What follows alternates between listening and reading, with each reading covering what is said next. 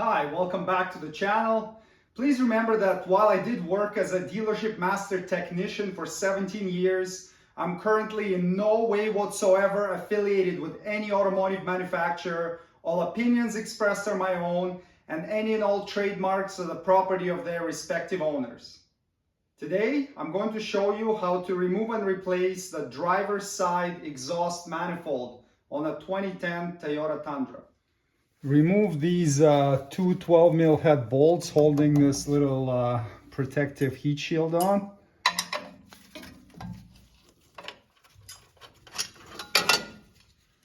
Remove the four 14mm nuts holding the front drive shaft to the transfer case.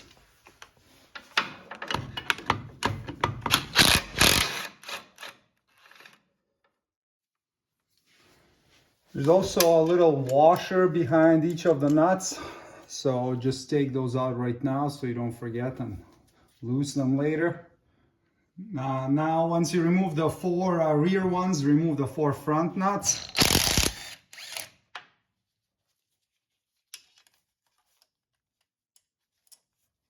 And just keep rotating the drive shaft and taking them all off one by one.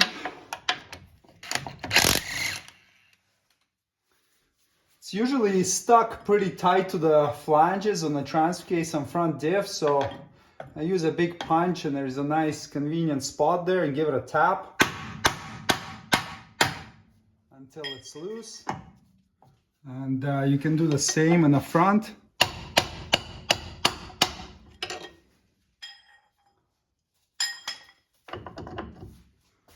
Now you can push the front of the drive shaft back, and it's gonna compress it here in the sliding portion of it. And you can get it up and over there.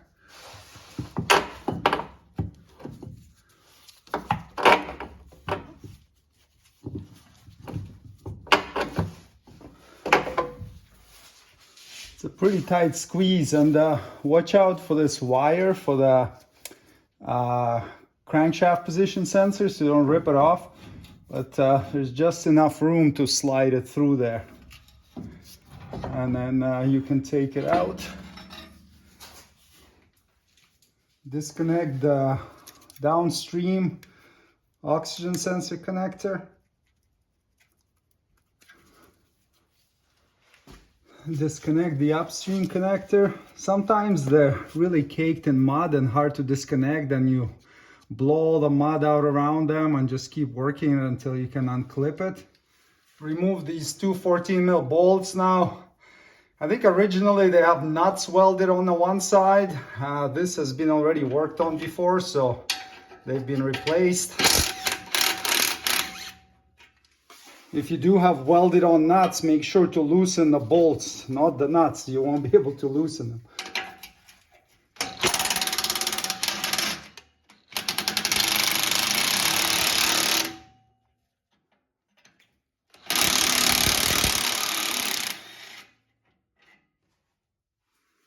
To get this hanger off, it really helps to put some silicone lubricant or something similar on the hanger. That will help this rubber part slide off.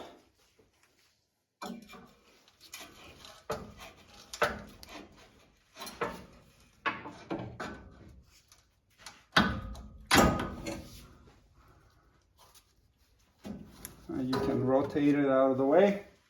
And you can spray some penetrating oil on the three nuts right here that hold the pipe to the manifold, and let it soak in for a bit, and then remove them using a 14mm socket.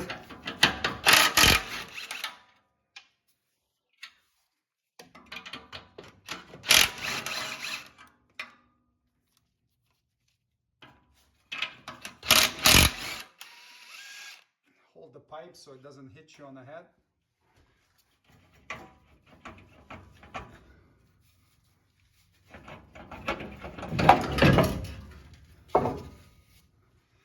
You need the truck to be sitting pretty high off the ground, so either really tall jack stands or a hoist Otherwise, it's really challenging to get this pipe out, because as you can see, it's hanging quite a bit below the truck, and you'll have to manipulate it to get it out of there.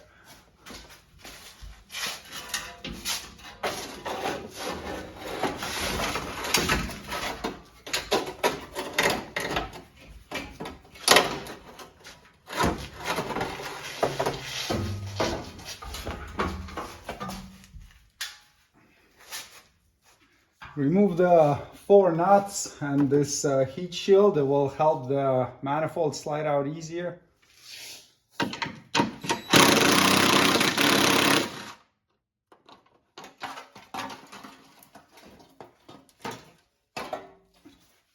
Remove the driver's side front wheel.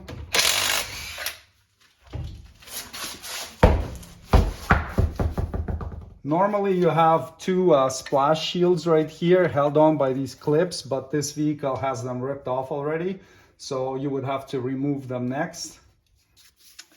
You can get this wire harness off of its little clip, and then we gotta take off this bolt here.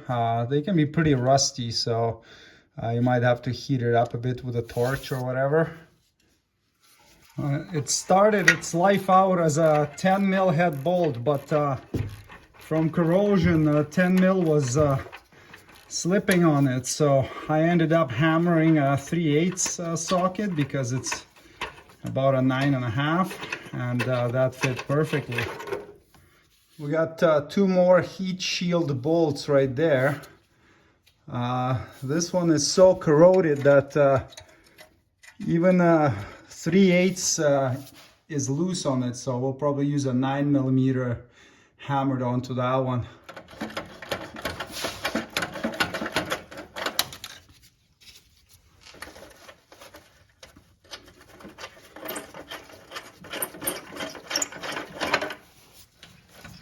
Nine mil fits perfectly on that one. And now you can get the heat shield out of there.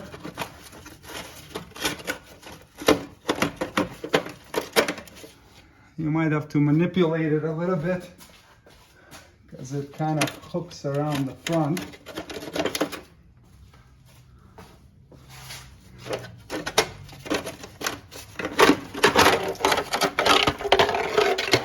There we go. Now you've got 8 12mm nuts, and then holding the manifold, and then 2 10mm nuts holding the air injection pipe to the manifold. So soak them all with penetrating oil, and that should help you remove them. This is the setup I use to get every single nut out on the exhaust manifold. So we have a pretty shallow 12mm 1/4-inch socket on a swivel, and then a 1/4-inch extension. I use a 1/4-inch because it can get into like the really tight places. And then I have an adapter for 3/8 and another 3/8 extension, and just a 3/8 ratchet, and I'm able to get every nut out that way. You have to be pretty careful. Don't round them off, because once you round them off, you're in for some struggle after that. So we'll do the 2 air injection pipe ones first. Those are 10 mils.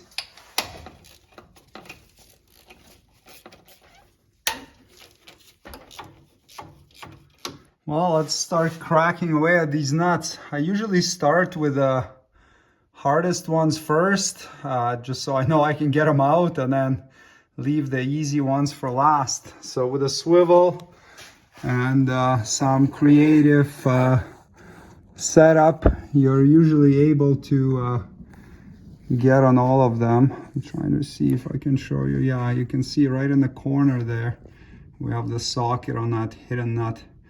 So let's see if we can loosen them all. The main thing here is to maintain pressure on it so that you don't round the nut off.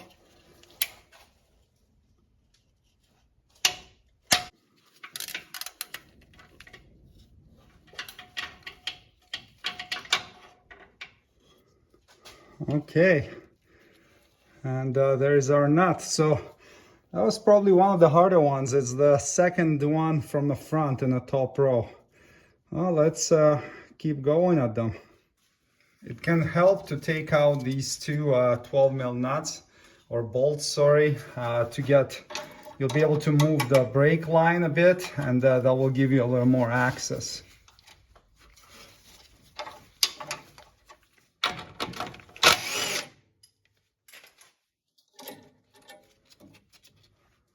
So am I able to get on the third one from the front in the top row using the same sort of swivel setup?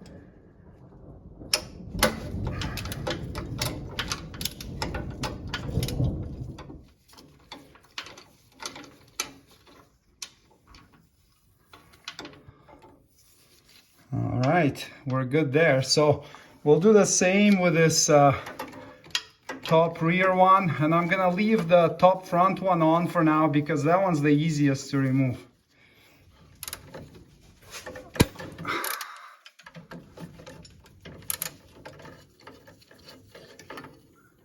All right, good stuff. Front bottom one's done the same way as well.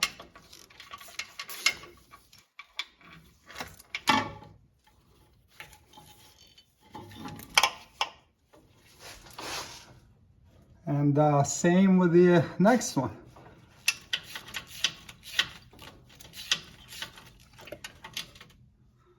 Well, now that we have a bit of a strategy going, loosen the remaining two bottom ones and then do that top one very last, because it's the easiest to access. You can get a straight shot right at it. All right, so that's the last nut of 8. After this, the manifold can come out.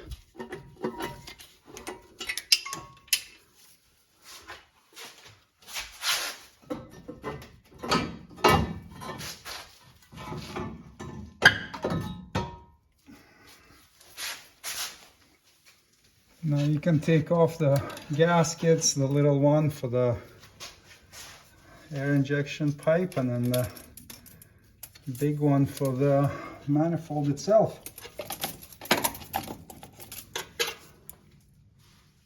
Now you can clean the head mating surface.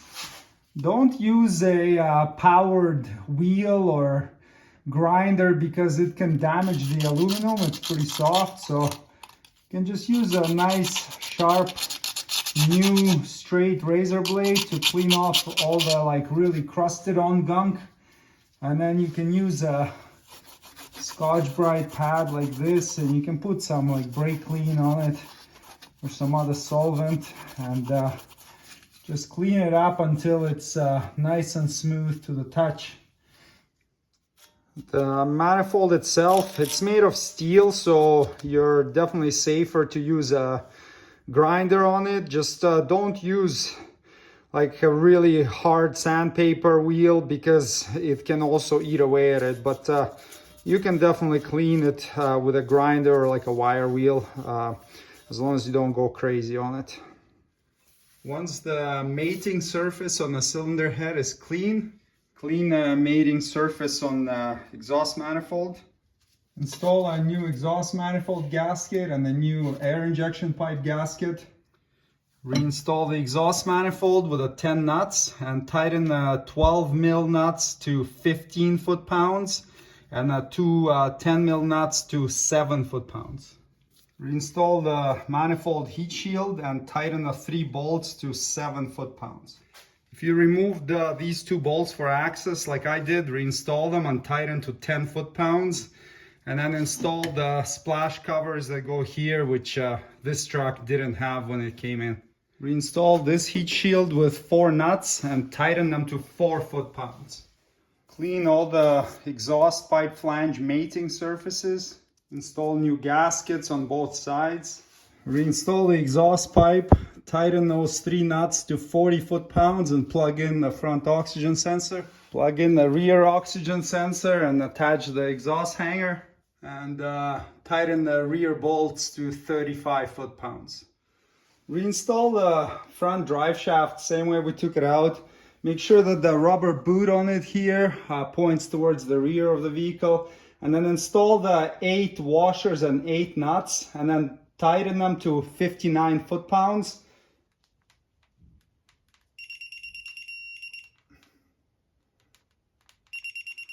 Reinstall the heat shield with the 2 bolts and tighten them to 12 foot-pounds.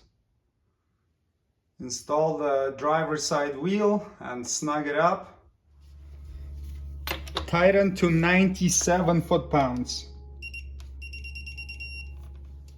Thanks for watching. Subscribe if you'd like to see more Toyota Tundra videos. And check the links below the video for any tools or supplies you may need to complete the job shown in this tutorial. See you next time. Cheers.